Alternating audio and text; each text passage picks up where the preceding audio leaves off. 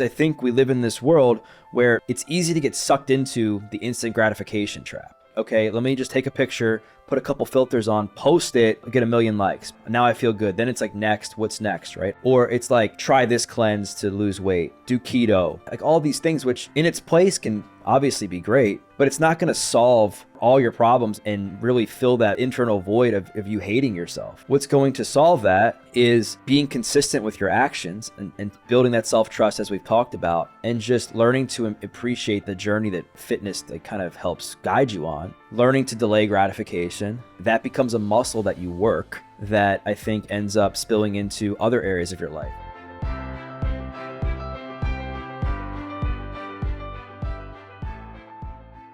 Doug, my brother, welcome back to the Superhuman Life. You know, Frank, it's good to see you. It's always good to be invited back to a show. I think it just, hopefully it means that your audience liked my episode, and then obviously we have good rapport, we're friends, so it's great to chat with you again, man. Yeah, man, it's been really cool, man. I think we had you, it was almost exactly 3 years ago. It was in July of 2020. You know, we kind of spoke like in the middle of the pandemic, and for me, it's been really cool to watch you and your journey over these 3 years, like many of the things that you accomplished. I think you were in the early stages of your podcast when I had you back on. So it's been incredible for me, man. So I'm really honored to have you back on here today as well. Congrats on some of the milestones, man, that you've been hitting with the show. No, I appreciate the kind words, man. And I think, like, I don't know when the exact date of when we recorded, but during the pandemic, you know, I most of my business at the time was personal training. And so when the gyms got shut down, I think when we connected, I had either just started the podcast or I was getting ready to start the podcast. And I had to like focus on what I could control at the time, because there was no point in me like, you know, trying to sit and wait around and wait until the gym's opened or blame people for my problems. I was like, all right, like there's nothing I can do about this part of my life. What can I control? Well, I know I have this podcast here that I really love. I have a lot of purpose and passion behind it. I have some existing connections and relationships. I know what I want to do with it. So why not just go all in on this and see where that goes? And then whenever the training comes back, I can certainly dive into that and then figure out how to reconfigure that side of my business and then see how that all kind of blends everything together. And I'm just really fortunate that I made the most out of that opportunity during the pandemic. I mean, I guess I learned that to build that muscle really during when I was in jail. I know during our first conversation, I shared that story, but that me being in jail and being incarcerated and transforming my life in there taught me the importance of when something happens that's unfortunate and that you can't control the external, you can't control what's going to happen in the future. You have to be laser focused on like the here and now, what you can control, and do your best to make the right decisions that will hopefully like put you in a better spot in the future.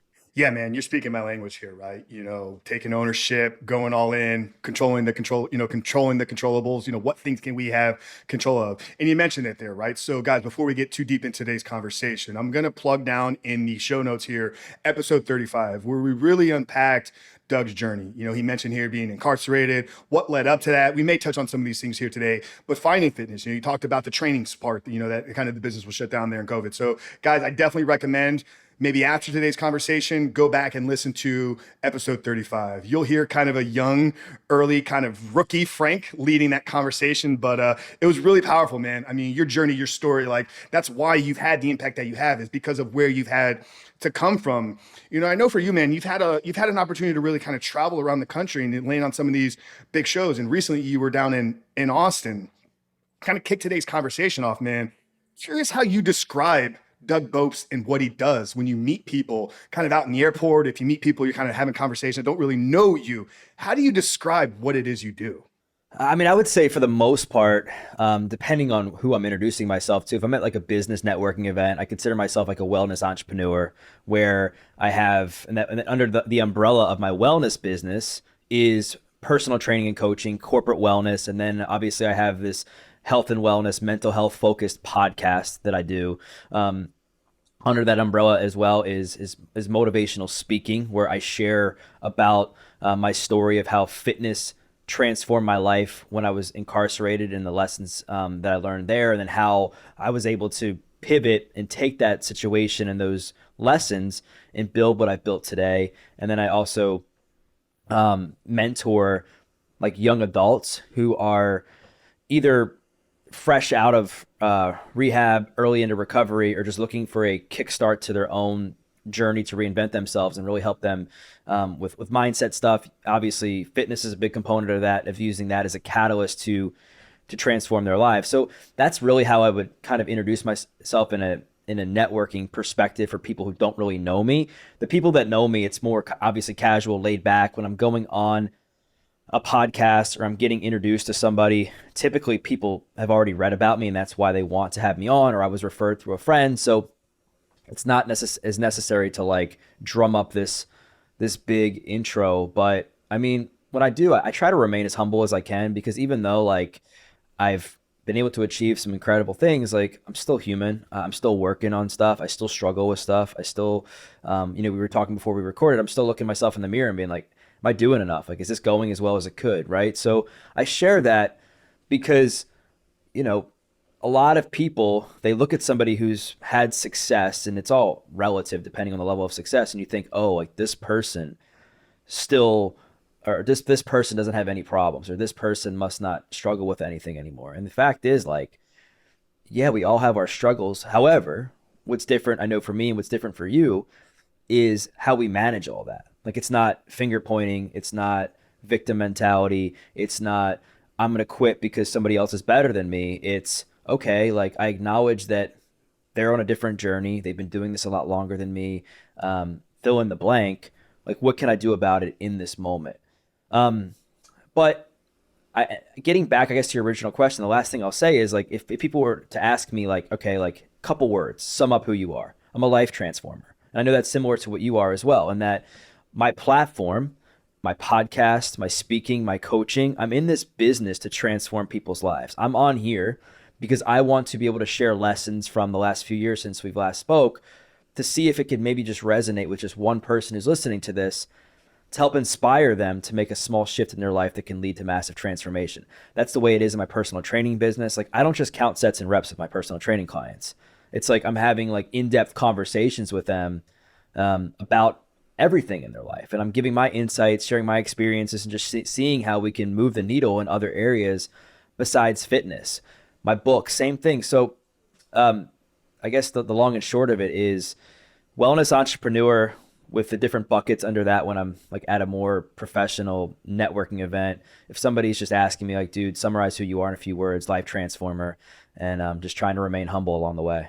Yeah, that's great, man. And I appreciate you sharing, that you still kind of struggle maybe with some you didn't use the word imposter syndrome, so I'm going to kind of imprint that into the conversation. I hope you're okay with that. But I think you and I have both spoken to a lot of very successful people, a lot of high level people, right, that have a lot of attention. And would you even said it, right? You see some of these people, you're like, this guy's got everything under control.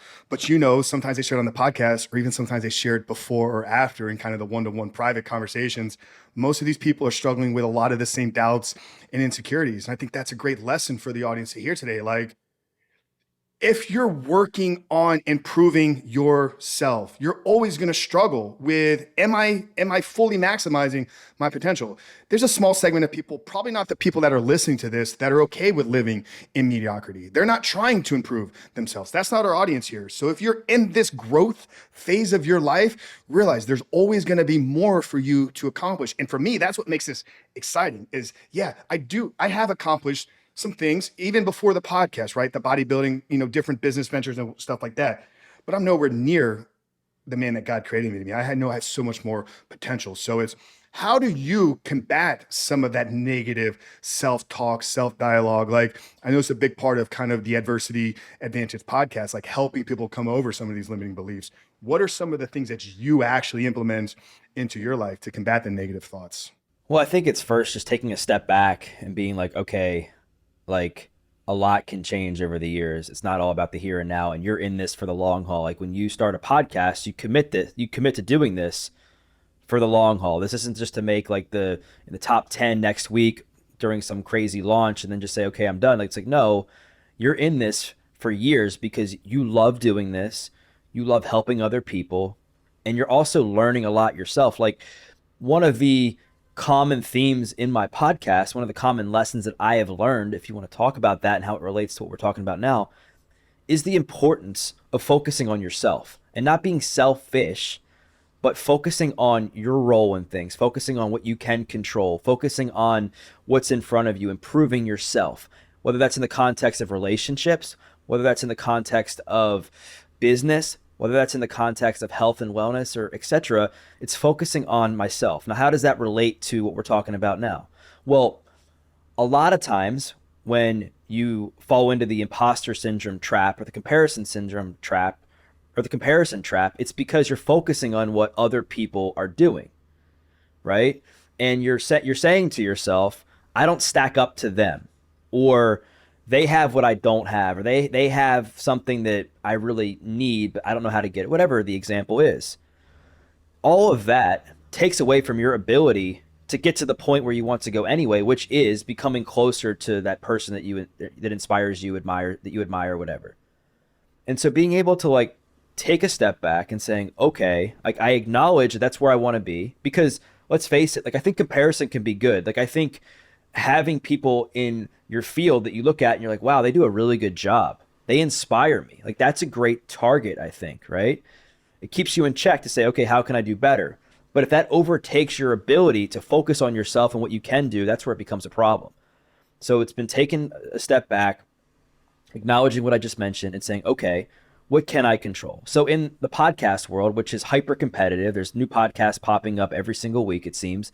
Like, what can I control? Well, I can control how I show up on interviews like this. I can control the research I do on people I have on the podcast to make sure that the conversation isn't only great for myself, the guest, and the audience, but I'm also able to like learn something about myself through that process, how I can get better. I'm also able to learn from the guest on how I can implement some of the information they're sharing to fit it into my life.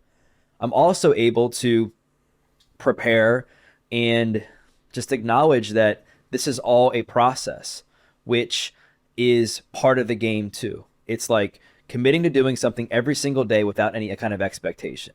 And that with the podcast, I think is one of the biggest things that has helped me in a lot of other areas of my life. And that even though a lot of what we want sometimes is in the numbers or even in monetization or even in the charts, we're forced to not look at that if you want to be successful and just really focusing on the task at hand, which is the process. So making sure that I'm doubling down on the process side of things has been really helpful in that.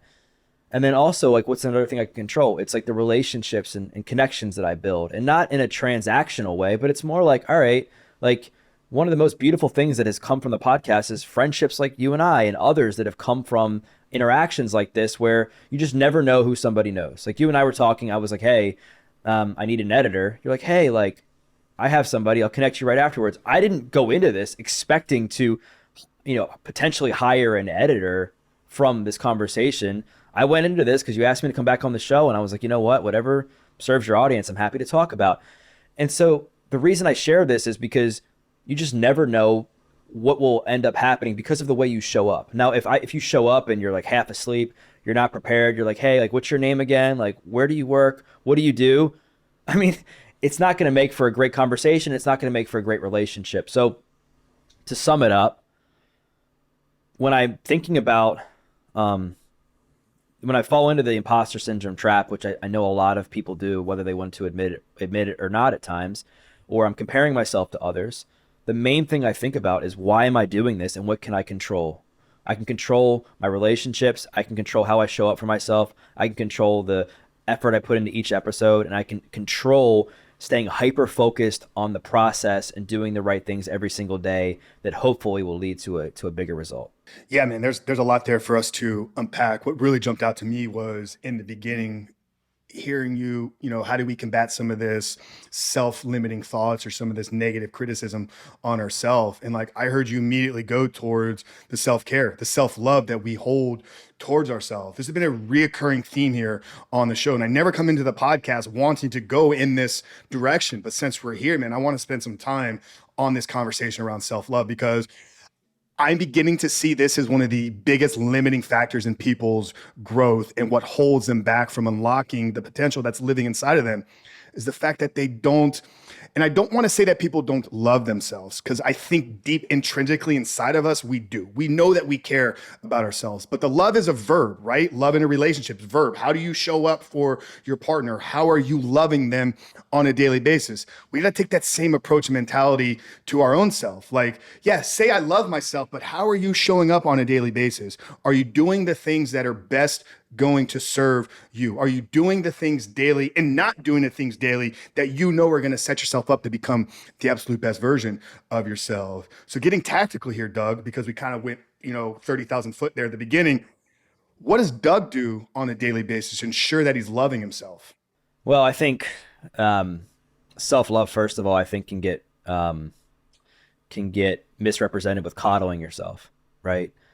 And that people sometimes think, well, I'm loving myself, and that means that I'm not holding myself accountable, or I'm hiding from my problems to take care of myself. I'm hiding from certain things or certain people because I don't want to face these things that I know I need to face in order to get to that next level in a relationship, into my business or whatever. So I want to make it clear that I think that true self love comes from like having compassion and empathy for yourself. Sure, when you make a mistake or you're on the journey, or you're on the come up, if you will, but also having the courage to hold yourself accountable and making sure that your video matches your audio.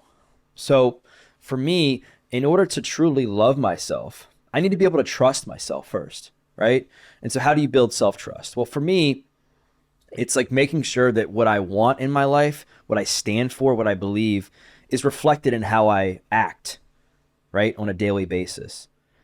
Because I think that if you stay true and you committed to the things that you know you're supposed to do and the things that are aligned with your highest self, your brain like gets some sort of validation and being like, okay, this person says that they want to get healthier. He's going outside, he's walking today, or he's eating vegetables and protein or whatever it is.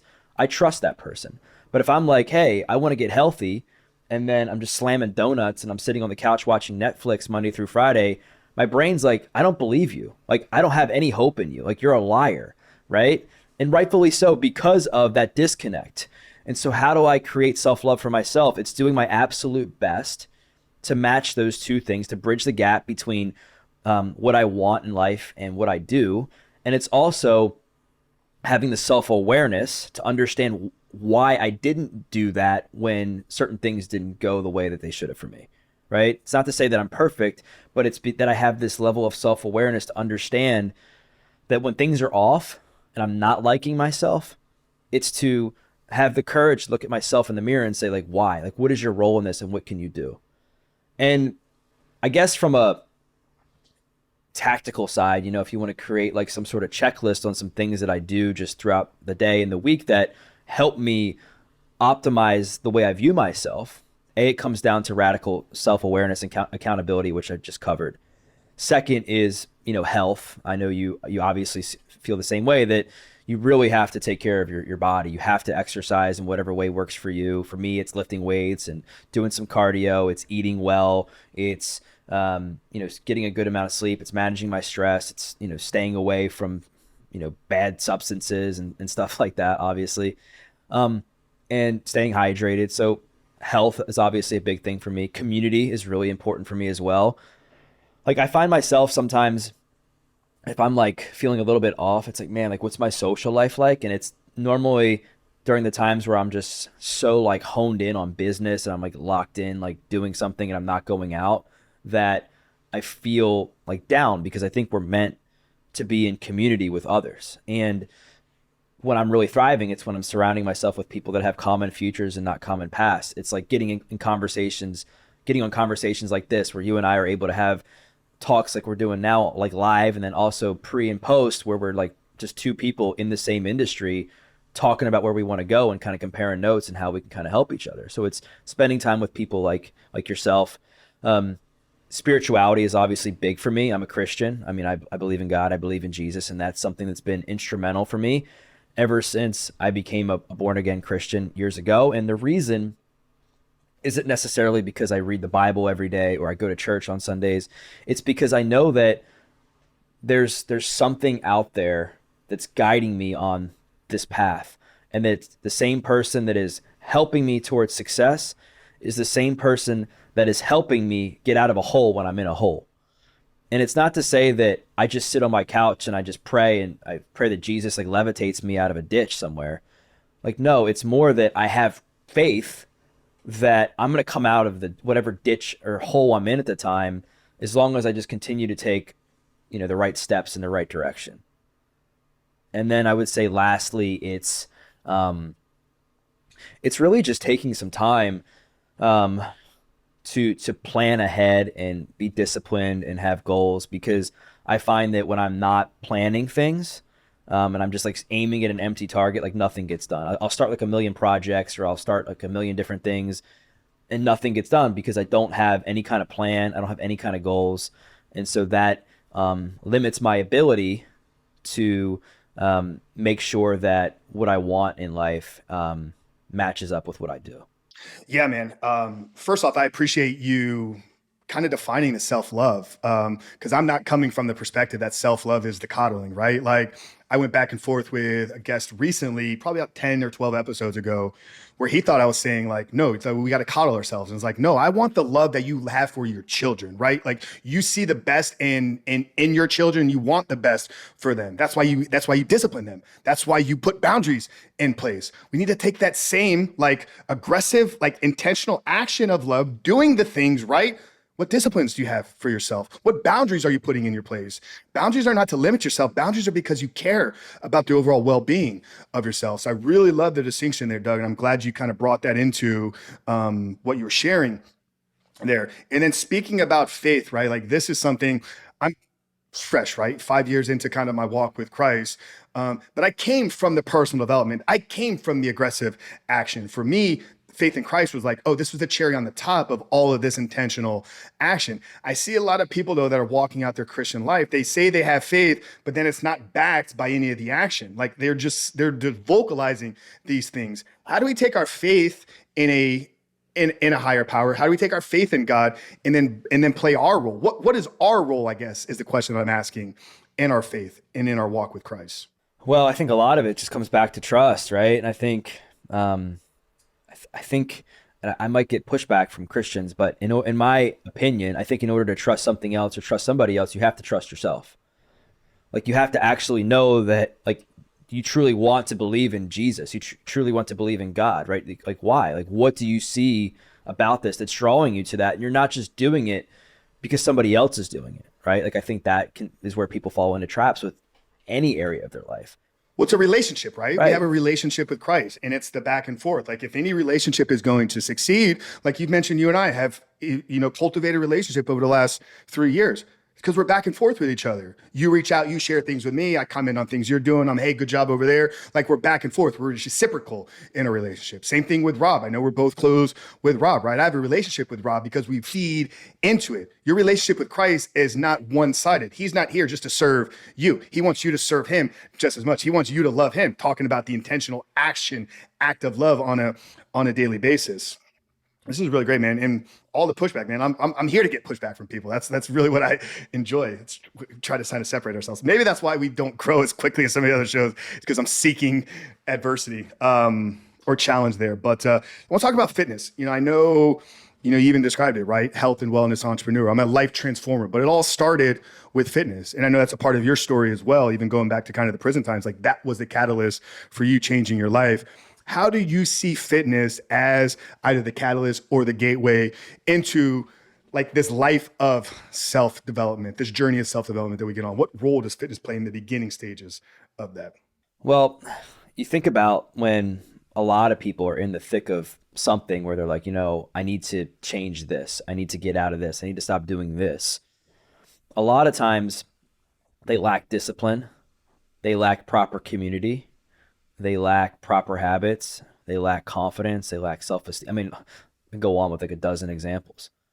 And fitness seems to give you all those things. Now, it's not the end all be all, but it certainly gets you a very long way.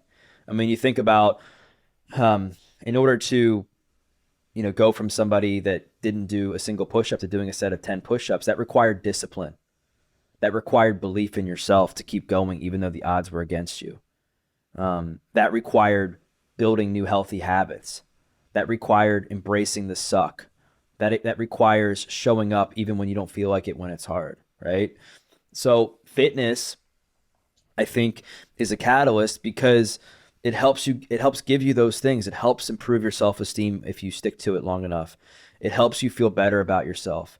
You build healthier habits, and you get comfortable with not seeing instant gratification, which I think is huge, right? Because I think we live in this world where it doesn't matter if you're an addict or not, it's easy to get sucked into the instant gratification trap, right? Like, okay, let me just take a picture, put a couple filters on, post it, get a million likes, boom. Now I feel good. Then it's like, next, what's next, right? Oh, I got to post another picture with an even better filter to get the same rush.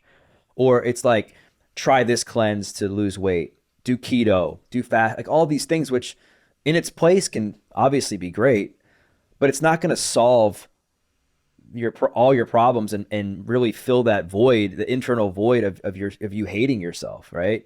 What's going to solve that is being consistent with your actions and building that self-trust, as we've talked about, and just learning to appreciate that the journey that fitness that kind of helps guide you on, and then learning to delay gratification.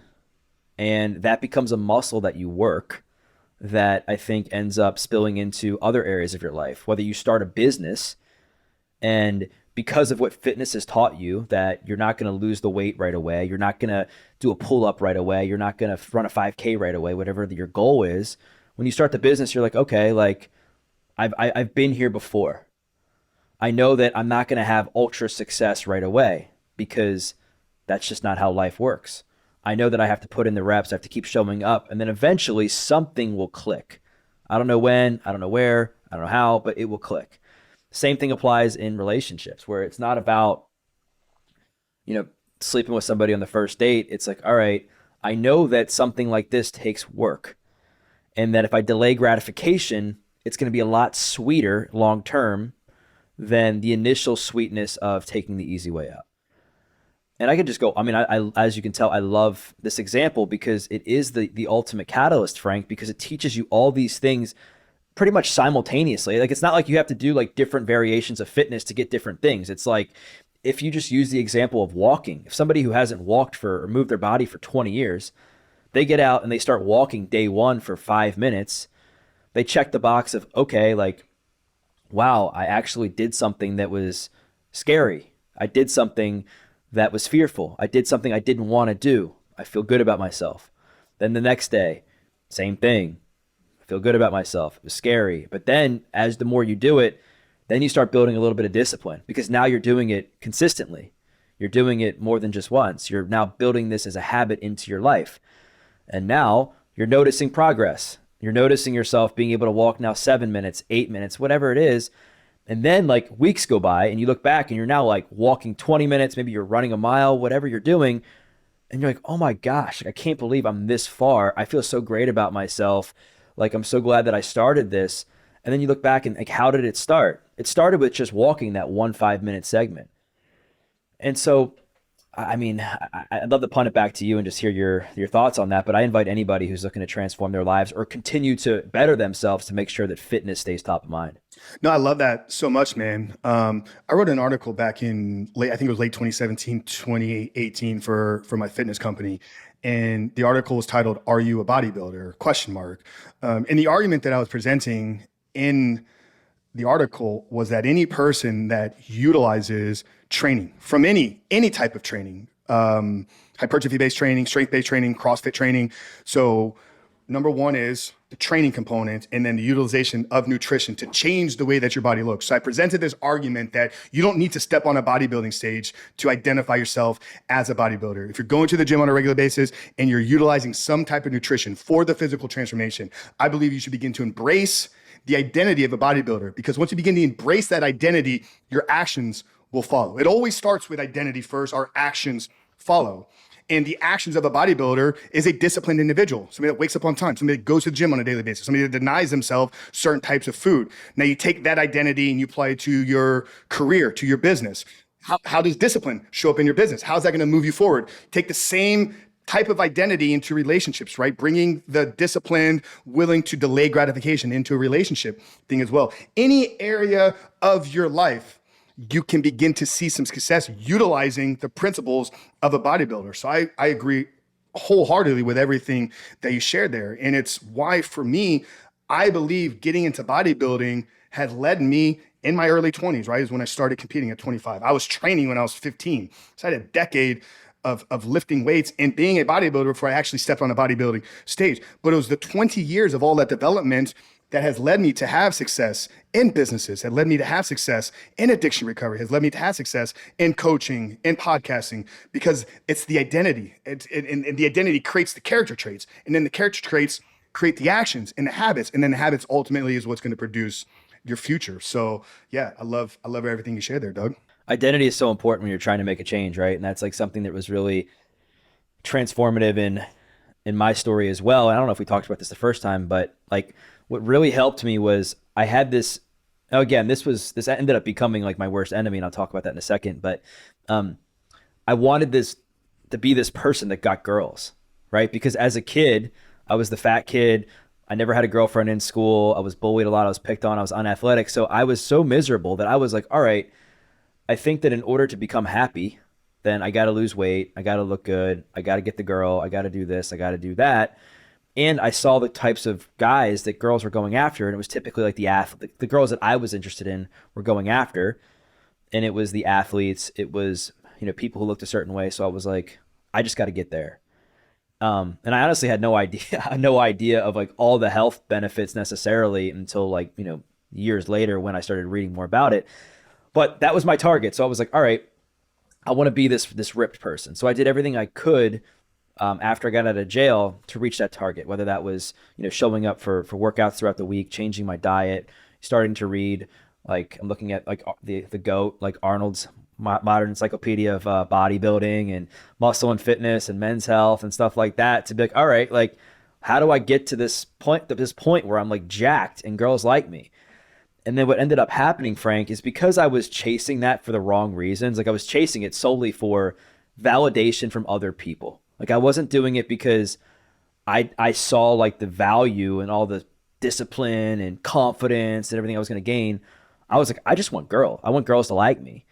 That because I wasn't confident with who I truly was at my core, and because my self-esteem wasn't built like internally about who I was as a guy, girls like weren't really interested in me. And the ones that were interested in me weren't interested in a relationship with me. They were like seeking the same kind of thing. Like I noticed that when a hot girl would give me attention, she was getting the same rush that I was getting because she was looking for the same thing, because that's what I was attracting, right? And so I share that because this is honestly, bringing it back completely full circle, this is what led to me becoming a Christian, was because I hit a point in my life where I forget exactly, I was in my mid-20s, I believe.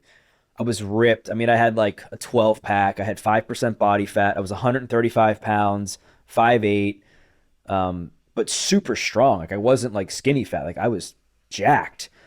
But what had happened was I would get to like 11% body fat and I'd be like, well, girls still aren't interested in me and I still don't feel great about myself. Maybe I need to get to 10, 9, 8. And that became like this healthier addiction, if you will. And at the same time, my life started to shrink and I concentrated on nothing but fitness.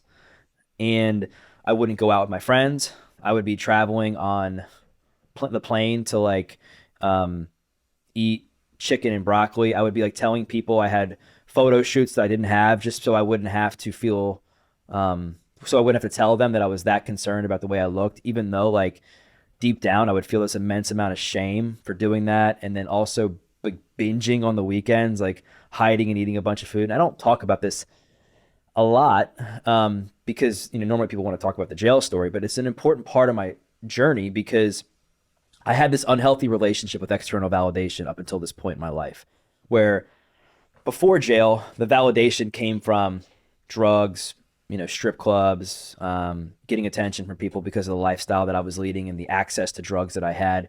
And then after jail, it became this pursuit, this relentless pursuit to get attention because of the way I looked. And I hit this point in my life where, ironically, I was actually in Florida. I was at a mastermind retreat. I think I was in Disney World, and um, I was miserable, and I had just gotten like rejected by some girl that I thought was interested in me, and another relationship. I think at the same time didn't pan out the way I wanted, and I was like, man, like why aren't I happy? I thought I had everything. Like I'm making great money as a trainer. I'm ripped. I have purpose. I have meaning. Like I have all these things. Like what the heck is going on? And one of my mentors was like, dude, you need some faith in your life. Like you have everything else. Like you have a great story. You're a great guy. You're a good looking kid. You have good friends, like all this stuff, good business. But there's something like in depth missing about you. And I was just like, all right, whatever. And I had kind of like turned my back to the idea of that for a while because my vision of God when I was a kid was if you're good, you go to heaven. If you're bad, you go to hell. And I was like, I'm on the highway to hell. So what's the point? Like, I'm already there. Like, so no matter how much I clean up my life, I'm never going to be forgiven for everything that I did in my past. And then also, I was like, if God is about love and he loves me, then why is my life falling apart? Why did my life fall apart so much, right? In the victim mentality. And around that same time, one of my clients was a non-denominational pastor at a local church. And he was like, dude, you got to start coming to church with me. Like, we'll go to Chipotle after. And I'm like, dude, there's no way I belong in church. Like, I'm going to hell for putting you through this workout. Like, I was a total like smart aleck about it. And he was just like, all right, man. And he didn't press me. And so around that time where I've talked about, I was at this retreat and I had this like kind of, no pun intended, come to Jesus moment. I just decided to give this Jesus thing a try. And I got home and I called that guy who was my client. And I said, hey, man, I think I'm ready to give this Jesus thing a try. And you would have thought that I just told him he won the lottery because he was so happy. I was like, what the heck is wrong with this guy? Why is he so excited?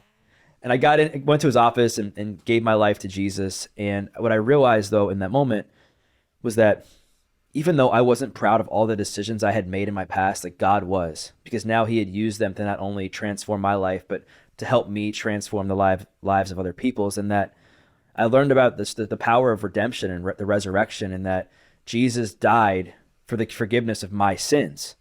And so all that stuff, it's done. It's in the past, right? It doesn't mean that I can just willfully go out and sin on purpose, but it means that it's in the past. And it also taught me that I needed something to fuel me from the inside. I needed something to lean on to help give me validation and purpose for when I was going through hard times. And that my relationship with God and Jesus became very instrumental in that, and then also inspiring me to spend some time in therapy and look at like why I was so connected to looking a certain way and why that was my main source of happiness, and looking at stuff that happened in my childhood, not as an excuse to behave a certain way, but to understand it so that I could make sense of it. Because I'm like a super type A guy. I need to know like what does this mean? What does this mean?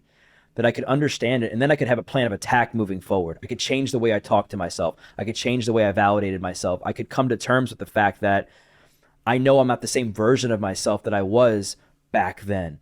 So I share all of this because I think a lot of people have this unhealthy relationship with external validation. And just because that relationship isn't getting them like into trouble legally necessarily, it's still just, corrupting their lives in one way or another. So hopefully that resonated. Dude, that was powerful, man. I appreciate you sharing something you don't normally talk about. Yeah, we got the whole, prison story in episode 35. So guys, make sure to go check that one out. But what you just shared there, Doug, man, I feel even closer to you, man. Like I know we had the similar past, like buying Husky jeans when we were like in elementary school, and that kind of shaped our identity.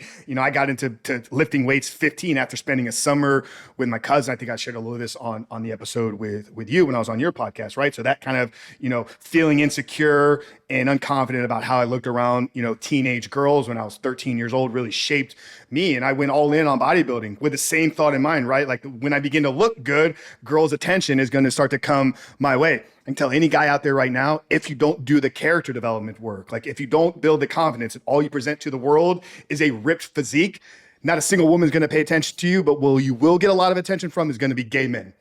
So if that's going to be where you guys want to end up, like take that path. But you shared it there, man. Ripped, solid physique, but I lack the confidence within myself. That's what the girls saw in the other guys, right? It wasn't their physique. It was the confidence that was projected through that physique, man. So really powerful stuff there, man. I've talked about it a couple times on the show here. One of the darkest points in my life was in Orlando, Florida, like right around the Disney area. I placed third in a world's muscle model competition, third against competitors from all over the globe. And because I wasn't first, because I wasn't the best, that's what I aimed at doing. I looked better than 99.8% of the world's population. There were two guys that looked better than me that night, but I couldn't fathom like losing. And I literally, Doug, stayed up that entire night. I had one of the most beautiful women in the world with me. I was dating a very high level fitness model at the time. I had wanted nothing to do with her. I literally thought about taking my life that night. Very dark points. I've been in that same place, ripped solid physique, but the head game, the mental health game was way off par, man. So really appreciate you sharing all that, man. Really do. Thanks for sharing what you just shared, and I admire you for your courage to bounce back from all that. And I think what happens is, I know you love talking about dopamine. I think you had Anna Lemke on as well, and what happens, I think, and I'm not nearly as good as explaining it as she is, but our pleasure system, our reward system gets completely hijacked, and our brain just gets completely like rewired to focus on this one thing. And the way it was described to me with addiction that really hit home was like, and I'll talk about how this relates to fitness in a second, but like a normal person, for instance, going to the Grand Canyon, I would say most people, unless they don't like the outdoors or the heat, they would see that as something that's really, really pleasurable. They would love that. They would go there with their kids. They'd be able to see like one of the greatest sights in the world, be out in nature, wildlife, that seems very pleasurable. But then when that person, inspiring to a right, certain degree. right. And when that person starts doing something like drugs, now they're getting some pleasure from that. And it's, in many ways, it's artificial, and it's much more of a rush than thinking about going to the Grand Canyon. So now your brain's like, ooh, like I like this more. So now the pleasure system gets kind of hijacked, and now the Grand Canyon to that same person becomes like a level 8 as far as satisfaction, level 7. The drugs slowly rise, and then sure enough, months go by or weeks go by, depending on how powerful the drug is, and now your brain doesn't even see any kind of pleasure in going to the Grand Canyon. It's like, I just need to chase this one thing because that's what's going to make me happy in life.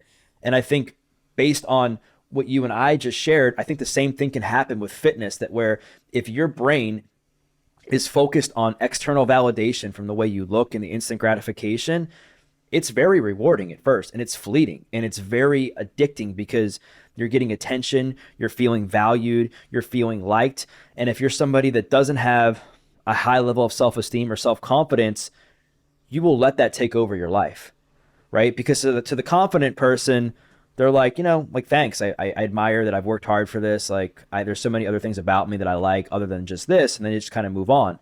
But to the person who lacks the depth, it's like, ooh, like this feels so pleasurable getting all this attention because I don't really know who I am, or I don't really like myself or anything else because this thing has been taken over by my brain. That's why you mentioned that, like, your mind was set on being like the most fit person in the world for that competition.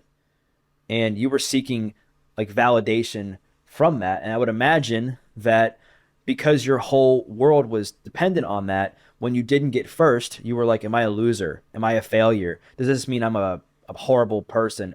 Like, these guys like better looking guys than me or whatever? And then your whole world shatters because your brain has somehow convinced itself that's the only thing that matters to you. And that's what happened to me. It seems like that's what happens to you. So like, it's so important to be aware of all that. Yeah, and it even went another layer deeper with me because the person I was with at the time had been the best in the world, like in her specific category. So I began to think like, if I'm not at her status in some of these trophy winning categories, right? Like she's gonna see less of me. And truthfully, Doug, like we had an incredible relationship up to that night.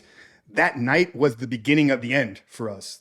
3 months later, like we were done. After a year of like probably a decent relationship, it wasn't the best. Probably would have never truly had a future, but a lot of it was in my identity as how is she going to begin to look at me? When in reality, it was like nothing about my physique or the awards or the accomplishments. Like once again, it was the confidence. It was some of the character that I had the ability to display at times, but I was lacking in walking that out in integrity every single day. I want to speak to the addicts here, man, because I know you and I both have a special place in our heart, and it's a lot of the work that we do, obviously, with Rebuilt Recovery, specifically with guys with porn addiction. You mentioned you do some mentorship, you speak on stages, you talk a lot about addicts. It's kind of a lot of the work that you do here is in and around this addictive nature, right? I think that addicts talked about this on a lot of episodes with experts, and I've even had it back with kind of from a DNA perspective. I think addicts have the ability to be a high performer, but they haven't unlocked it for whatever reason. Like they need to direct that focus. How can somebody begin to rewire, or how can they use that addiction mindset to set them on the path of greatness?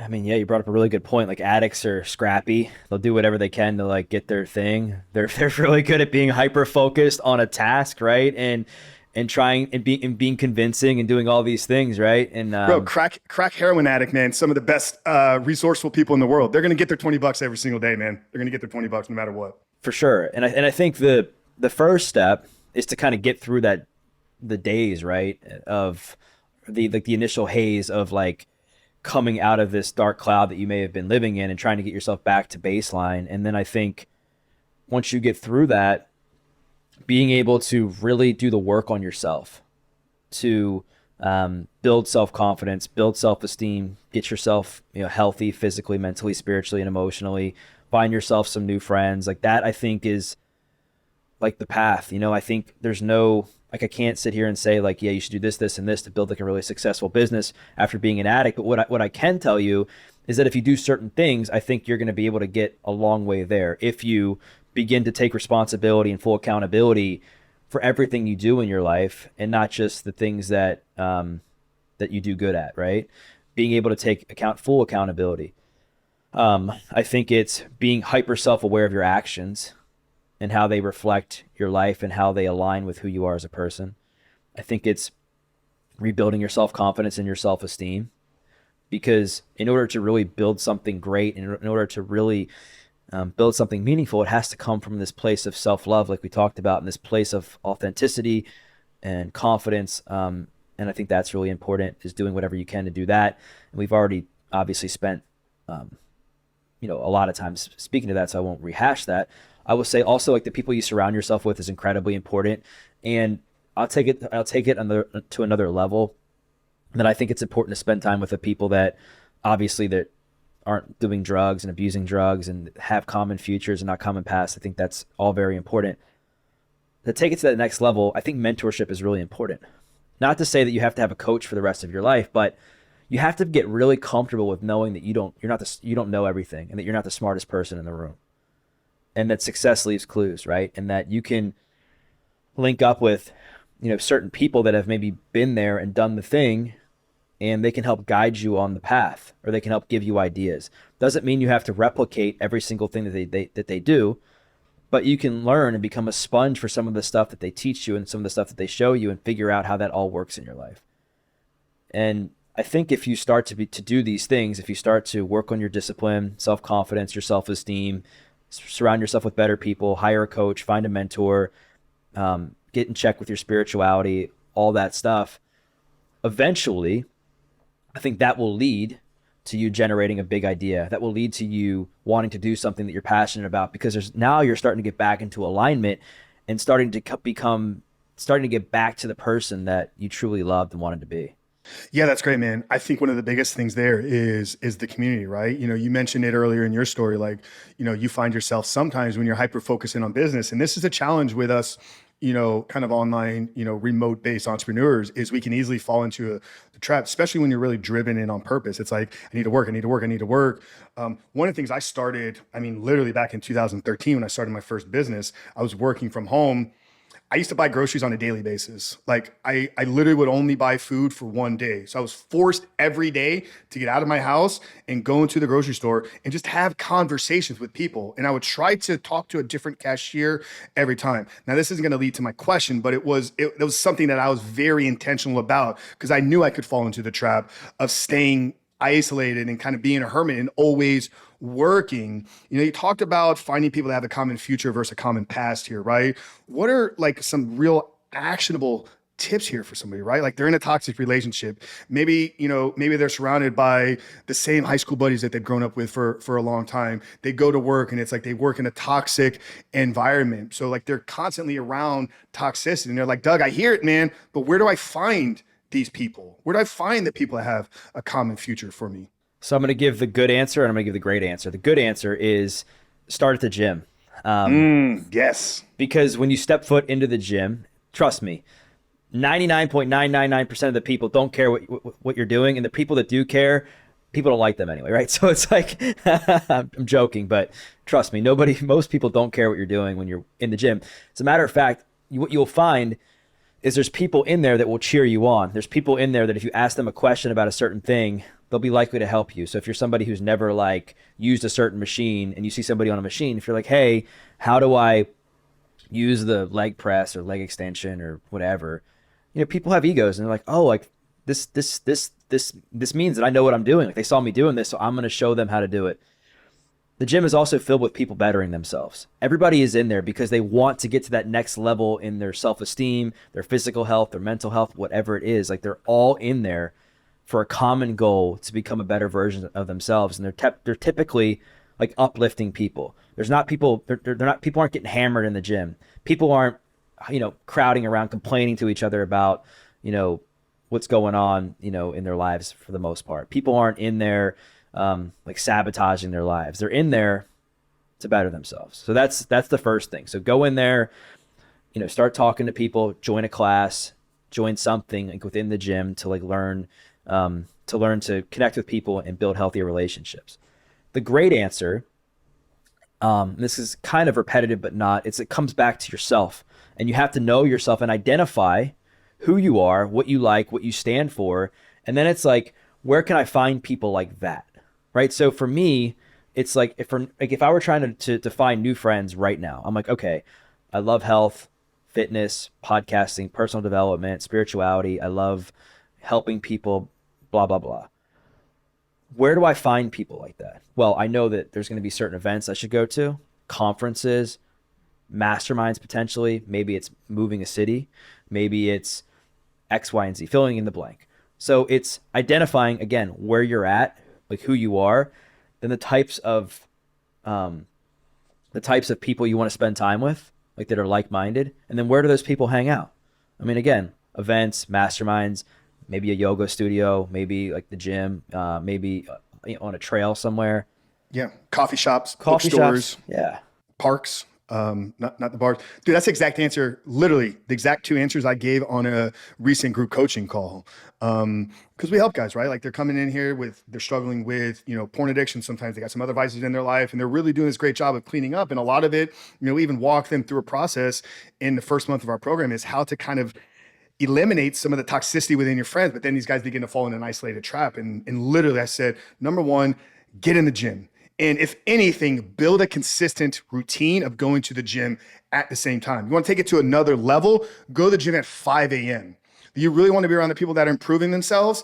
Those are the ones because they're getting it in because they know it's the most important part before they go out and conquer the world. Another great time would be kind of that mid-afternoon spot. This is where I've seen a lot of high-level entrepreneurs and business owners that kind of have control of their schedule and of their life because they know they don't want to get up at 5 o'clock. They're like, I'm gonna work first thing in the morning. They also are not going to go to the gym at 5 o'clock in the afternoon because that's when all the high school kids and the everyday kind of 9 to 5 person. But in that sweet spot of like 11 to 1, I've been able to create some really deep, meaningful relationships with super connected people, like just people that are out there accomplishing big things. If a guy's got an hour in the middle of the afternoon to take time off to go to the gym, he's probably pretty well established. He's probably got people that are operating, helping him out, running his company, doing other things. So build a consistent schedule and routine. But the second one is there's things that you want to do with those type of people, but you don't know those type of people. Go to those places where those type of people are already doing the type of things that you want to be doing.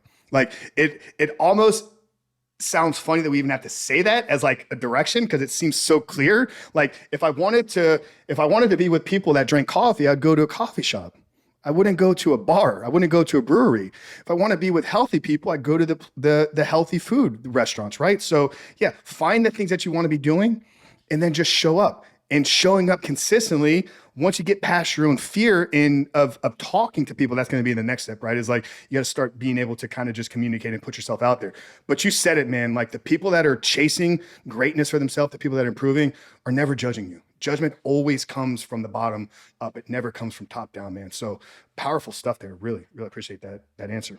Yeah, and I like the consistency aspect of things too, because it's like, they say that like if you see a girl you like at the gym, it's like the best way to, I mean, you don't want to necessarily go up like day one and just start like hitting on her, right? It's like more like you want to go there like several times or even like several weeks or months and just kind of get to know this person first, right? It's like the same thing with friendships too. It's like the only way to build rapport with people at the gym is by going there like at the same time consistently, right? Because if you go there at 5 a.m. one day and then 9 a.m. the next day, and it's obviously it's obviously still great, but if you really want to build like meaningful relationships and get to meet people from the gym, it's always great to be consistent because then you're going to end up seeing those people more often. Yeah, I would definitely say don't hit on a girl the first time you see her in her gym. Try to see her a couple times, see if she brings another guy in there with her before you jump on that boat. But that's a whole different conversation. We'll maybe do another podcast on that one. As we bring it home, man, last couple of questions. I want to ask you about death and your relationship with death, if you're okay with that, because I've heard you talk a lot about when you were in your early 20s, you're kind of caught up in the cycle of drugs and everything. Like you always saw yourself as somebody that wasn't going to make it past 27. And it was really something you celebrated, at least the way that I heard you talk about it with some of your friends. Doug, now that you've been sober for, I think going on 15 plus years, you've been free, you've been out of prison. I know your felony has been expunged. You've been on this path of self-discovery, self-growth, but really being an inspiring figure for others. What's your relationship with death here today, and how do you kind of look at it differently? Man, it's a deep question. A lot's changed. I think if something unfortunate were to happen to me, I think that I think God would really pat me on the back and be like, dude, like, well done, like, yeah, like if I accidentally got hit by a bus or something like that, I think that God would see me and just say, wow, like I can't, like I believed in you, but I was having a little bit of doubt about you, and like well done, and it's really admirable. And I think that not to say that I have peace with death now, because obviously I think that's something we all struggle with, but I do believe that I've been very fortunate to be able to transform my life in a way that I've not only impacted myself, but I've impacted tens of thousands of people throughout the course of this journey with me, right? There's a lot of peace and meaning that comes from that. I also think that one of the things that I battle with when it comes to death is also the thing that I battle with in real life, which is like, am I doing enough? Like, am I going to be that person that is like the person that God's like, like you lived up to my full expectations of yourself. Am I going to be that person? Am I not holding on to potential and limiting myself? And that's still something I wrestle with every day. And that's something that honestly motivates me to keep going and doing what I'm doing, because I do feel that I have been, in a way, called to do this work that I'm doing and continuing to do it and continuing to better myself, that on the days where I don't feel like showing up and doing something, that thought in the back of my mind keeps me moving.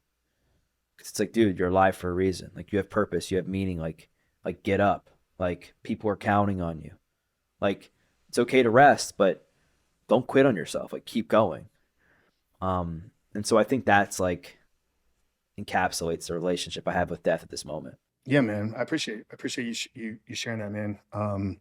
Dude, it's been awesome, man. Like I really enjoy every time we talk, man. So proud of you and what you're doing and the things that you've accomplished. I mean, guys, we talked about episode 35. So definitely make sure to go check that out. Go check out the Adversity Advantage podcast. I think you're coming up on almost 350 episodes. Guys, he's had everybody on, literally. Like, I thought we had a big lineup of guests, man. Doug is making us look like we're amateurs over here. So definitely go check out the podcast. We'll link it down there in the show notes. Doug, what's coming up, man? What are you excited about the rest of 2023 here? We'll bring the conversation to a close. What am I excited about? Well, I'm in the process of working on another book. So I'm working on the proposal right now, actually. Oh, So wow. So you're going the publisher route here. yeah. Nice, dude. Yeah, so it's been cool. I mean, I'm working with an agent and or a team of agents, I should say, at a firm, and hoping to get this um done sometime in the near future. What's the book about, if you don't mind me asking? It's going to be very similar to my first book, but just a lot more depth. So I wrote my first book, From Felony to Fitness to Free. I think it was back in 2014, 2015. So it's been almost 10 years. And where I left off was in like 2000, I don't know, 2012, maybe 2013, something like that. 2004, it was early 2014. And so a lot has transpired in my life since then. I mean, I was still like a young trainer then. A lot's happened in my career, as we've um, kind of touched on, and in my personal life. And I'm also like a much better writer, speaker. I mean, I look at some of the things I wrote, and it was like a fourth grader could have probably written it better. And I have a much bigger platform now. So hopefully and again, I'm not in this to make money or to become famous or anything, but I do want to help people. And I feel like because I now have a bigger platform, that hopefully my story and the lessons that I share within the context of the story can help inspire more people to transform their lives. So just be on the lookout for that. It's going to be a lot more, again, in depth. I'm going to be sharing a lot more openly about certain things, and the external validation piece we talked about. I'm going to talk about like my relationship with women and how that became destructive for me, and how my identity, even my identity as a personal trainer, right? I mean, that's been something that's hard to battle with, because like for the longest time I was so wrapped up in being fit in a certain way, because I thought that was the only way that my clients would train with me. And then again, like I had like a mentor in my life being like, dude, like how many of your clients came to you because they were like, man, I saw like a shirtless photo of you. Like, I want to train with you. And I was like, zero. And they were like, he was like, well, why did they train with you? I was like, because of my story. And so there's a part of that I battled, and yeah, there's just a lot, man. So I'm excited for that. That's awesome, man. Well, you and I will obviously stay in touch through that as well. And if there's anything we could help on the launch promote, we'll bring you back on, maybe unpack that story a little bit deeper, which once again, guys, check out episode 35 here. So we'll get Doug's podcast. We'll get all his social links. Instagram is probably where you're most active here these days. I know you mentioned the podcast is blowing up on YouTube. So guys, all of Doug's links will be shared down in the show notes here as well. We'll have links to his books and everything. Last question here. Obviously, I asked you 3 years ago. You probably don't remember the answer because I don't as well. But the title of the show, Doug, is called The Superhuman Life. And it's interesting because I think my view on living a superhuman life has probably evolved over the last 3 years. But when I talk about living a superhuman life, Doug, for me, it's a belief system, or it's a way I try to show up in the world every single day. And you mentioned you felt called to this. So I do come from the place that I believe we're all here for a purpose. God has placed a purpose and calling on each and every single one of our lives. But I think too many people stop there. Like, God's gave me a purpose. Well, yeah, dummy. Now what are you doing about it? I think the superhuman life component comes in when you're living your life out intentionally to develop that purpose and then bring it to the world in service of others. So that's me. That's how I define living a superhuman life. But Doug Bopst, as we close out today's conversation, how would you define living a superhuman life? I think it just comes back to making sure that my actions match my words, and that I am acting in accordance with my values, my beliefs, my highest self, how God wants me to behave as a man. I think just making sure that I do my best to bridge that gap while also maintaining the humility, accountability, and self awareness to understand why I may not be acting a certain way, and being able to change it moving forward. Incredible, guys. What I heard there is living a superhuman life is you living in alignment with what you say. Do your actions follow your words on a daily basis? So, Doug Bopst, absolute honor, man. Guys, check out the Adversity Advantage podcast. We'll have all those links shared down in the show notes, but also make sure to check out episode 35. And if you guys are getting value out of these conversations, you can help and continue to help this show grow by leaving us a 5-star rating and written review, whether it's on Apple, if you're on Spotify, make sure to give it a like. But we love you guys. So for Doug Bopst, your host, Frank Rich here. We'll see you guys next week.